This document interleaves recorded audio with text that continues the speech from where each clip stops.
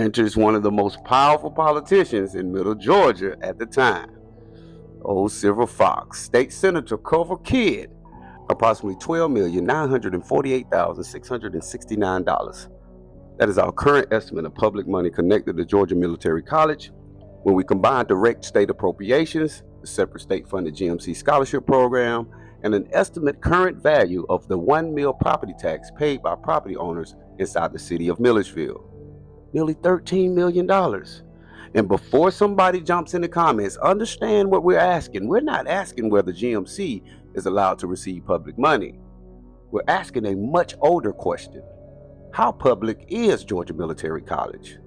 Because believe it or not, Milledgeville has been arguing about some version of that question for more than a half a century. So let's go backwards.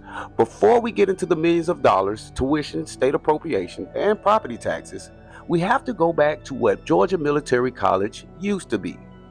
According to a 1988 Education Week investigation, until the late 1950s, GMC was the only public high school for white males in Baldwin County.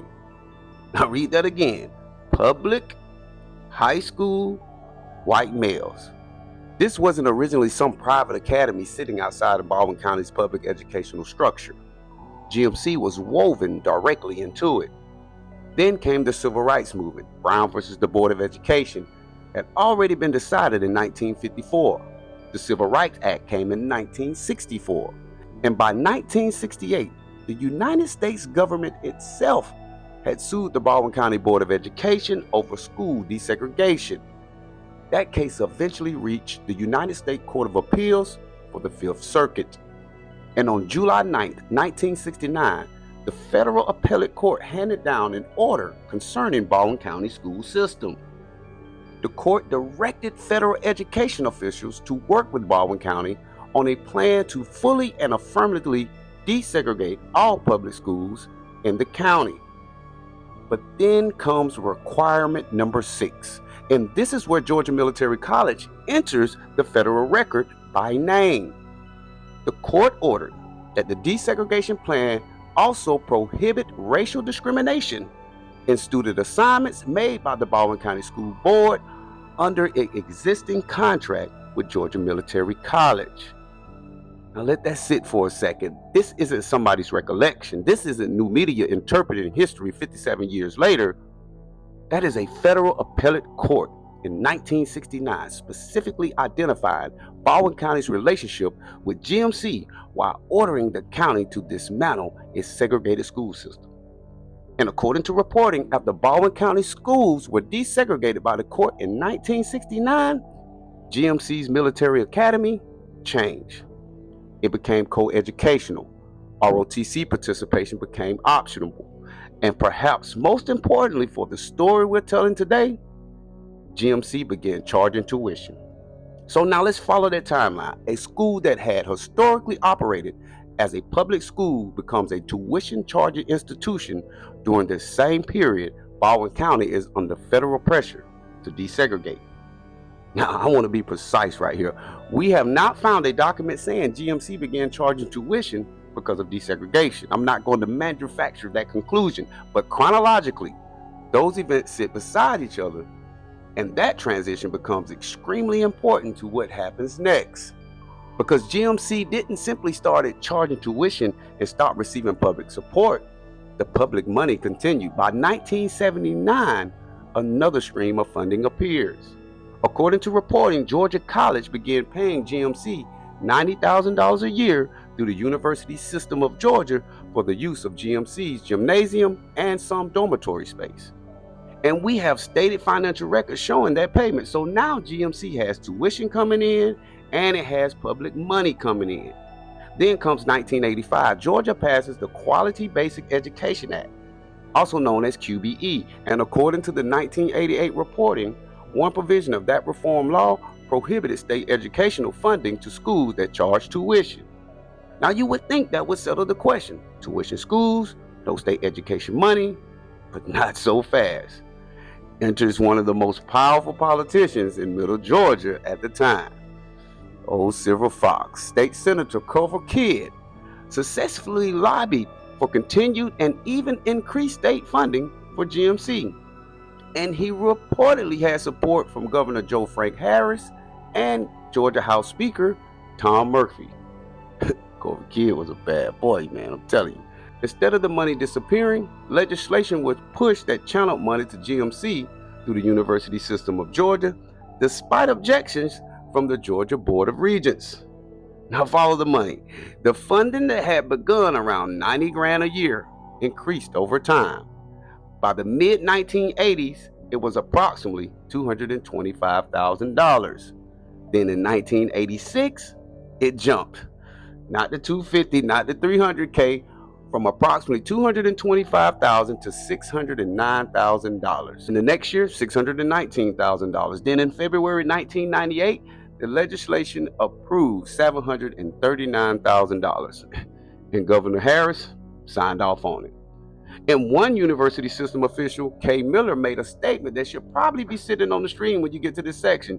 She said the funds had continued growing over time, even though the university system had not requested the additional funding. By this point, even officials inside of Georgia government could not seem to agree on exactly what GMC was. Associated State Superintendent said, "We don't view it as part of the public school system." But the Georgia Attorney General Michael Bowers, in an opinion requested by the governor, reached a different conclusion. Bowers looked at GMC approximately $4.5 million operating budget and noted that more money came from state and local sources than from tuition. His conclusion? It's a public school. Now stop. The state education department says it isn't part of the public school system. The Attorney General says it is a public school. The institution charges tuition, it receives state money, and that's still not all. Because people living inside the city of Milledgeville were also contributing through their property taxes. The 1988 investigation reported that GMC received $1 million of Milledgeville property taxes, then worth approximately $98,000 a year, under a historical requirement in the city charter. So now you got tuition, state money, university system money, and local tax money. And the citizens of Baldwin County started asking the obvious question: what exactly is this school? And one of those people was Reverend Edward Nelson. Nelson described GMC as having what he called the best of both worlds: public funds, state land, but in his view, operating like a private school. And challenging GMC wasn't necessarily comfortable.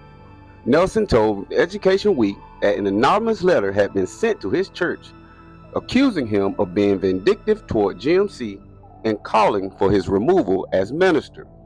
He also described a fear among black residents that being vocal could threaten their livelihood. But there's another side to this story too, and we're not going to hide it just because it makes history more complicated.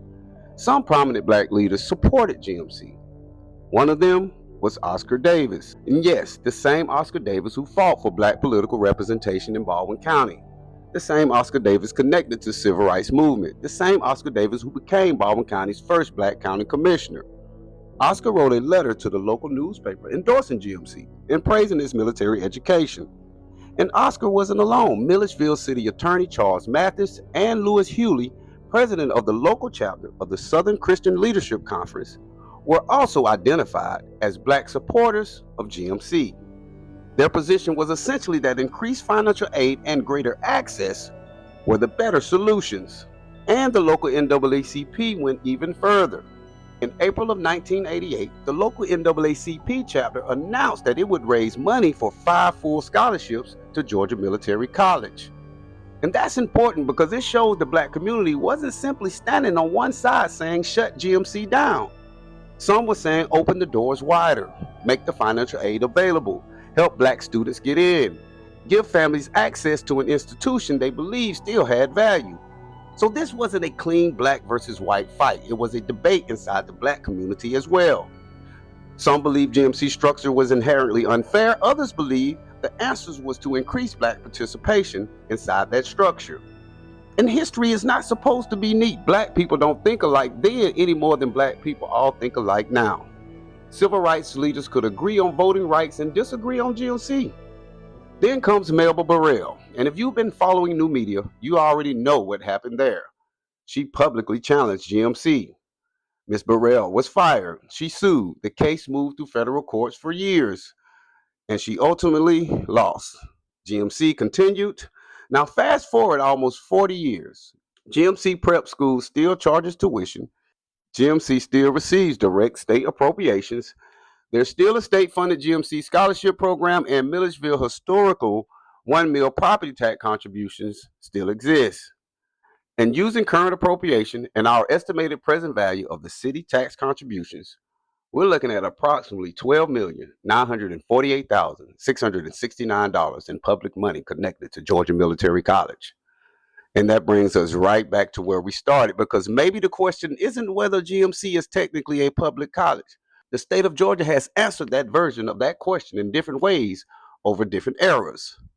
Maybe the question is, how public is Georgia Military College? Public enough to appear in federal desegregation order in 1969, public enough to receive state appropriations, public enough to receive property tax revenue from Milledgeville, public enough for an attorney general to call it a public school, but historically different enough from the traditional Baldwin County public school system to charge tuition and operate under a structure that has confused, divided, and frustrated people for decades. And I'm not here to tell you whether the structure is right or wrong. I'm showing you how we got here. From a public high school for white males, to a federal desegregation order, to tuition, to state funding, to a legislative fight over that funding, to nearly $750,000 in public appropriations by 1988, to a local NAACP raising money for 5 scholarships, to Melba Burrell's challenge, and now nearly $13 million in estimated public funds connected to GMC today. The names changed, the dollar amounts changed, the laws changed, but one question survived all of it. How public is Georgia Military College? This is Lamar King Sr., investigative analyst, new media, where the truth will never be silenced. Be great today. Peace.